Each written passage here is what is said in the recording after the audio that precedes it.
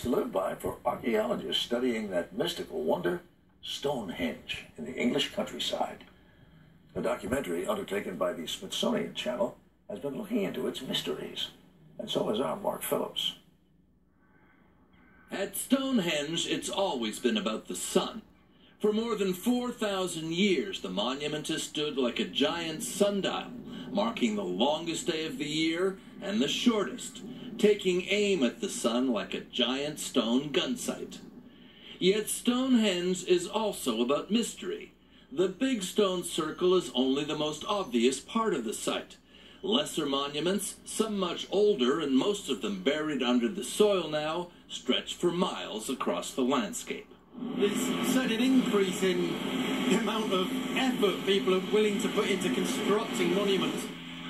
And they're being looked at in a way that's never been possible before, using high-definition, ground-penetrating radar and other magnetic and resistance-sensitive survey equipment in what's being called the Hidden Landscapes Project. A documentary team from the Smithsonian Channel has been following the archaeologists around, and using computer-generated imagery, it's been digitally reconstructing some of the monuments that have long since disappeared, like this burial chamber. Built of wooden posts with timbered walls and covered with earth, it predates Stonehenge by centuries and would have held the remains of around 50 bodies.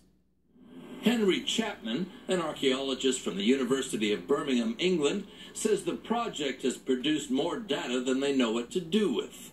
It's a sort of sweet shop problem that when you're presented with loads of more information, you kind of think, oh, right, so I want some more now. It's the Moorish problem. Yeah, it's the Moorish problem, yeah. And the new data has helped answer some old questions, like whether the giant stone circle, now somewhat gap-toothed, was ever complete. The digital probing and some dry patches that emerged during a recent drought seem to show that Stonehenge was once, in fact, a full circle.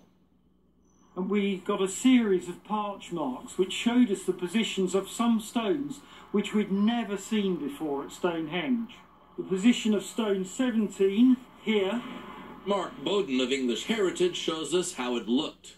Stone 18 here. Stone 19 here. And stone 20 here.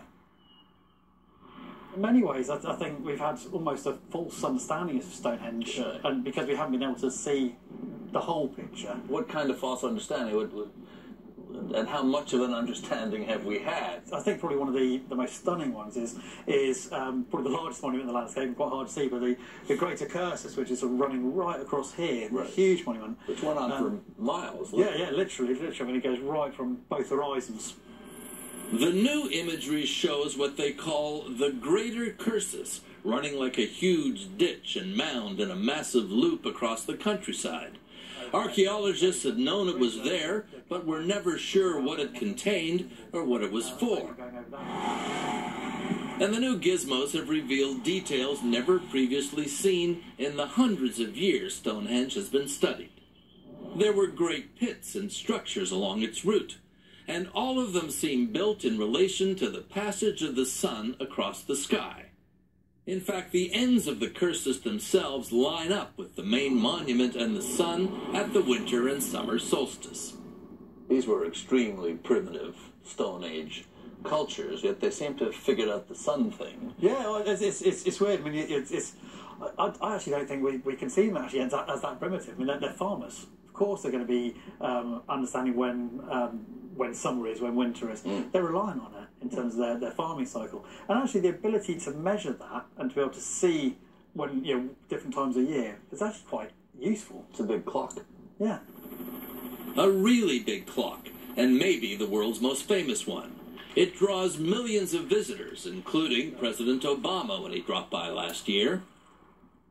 It's the size of the stones that impresses. That and the fact that the big upright ones were somehow brought to this place from more than 30 miles away, and some of the smaller ones brought from much further, and all of that before the builders had use of the wheel. Stonehenge archaeologist and historian Susan Greene spends a lot of time answering the one question that always comes up. How did they do it? It's one of those things where people say, well, prehistoric people were kind of unsophisticated and they were sort of cavemen. No, they were building Stonehenge. If they were building Stonehenge, they were very sophisticated people. Stonehenge is unique. There's nothing like it in the entire world. There's no other lintelled stone circle. When I say lintelled, I mean the horizontal stones on the top of the other stones. So it tells us a huge amount about the sophistication of our prehistoric ancestors. Whatever its technical wonder, Stonehenge is also a spiritual place. Some of the findings suggest ancient rituals, including possibly human sacrifice, may have been carried out here.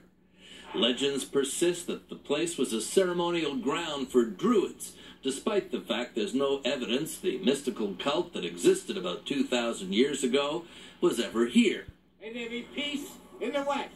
That hasn't stopped modern-day devotees from coming back. Although the modern surveyors have discovered evidence of other activity. There's also, if you imagine in this landscape, there were festivals here in the 80s. So what we've also picked up is a lot of material, particularly just in this area. Little semi-combusted little pieces. Yes, it is. We even found the latrine, which is just in this area. Right. What they haven't found, though, is meaning. No machine can do that. There's elements to do with solar, lunar alignments, marking time. It's almost certainly a temple, but it also has all these other sort of functions. So when we start sort of saying what's the meaning of Stonehenge, I think probably how many reasons do you need? The technical survey has increased the appetite for more traditional archaeological study. Until you dig, you don't really know what's there. And now they have so many more places to dig.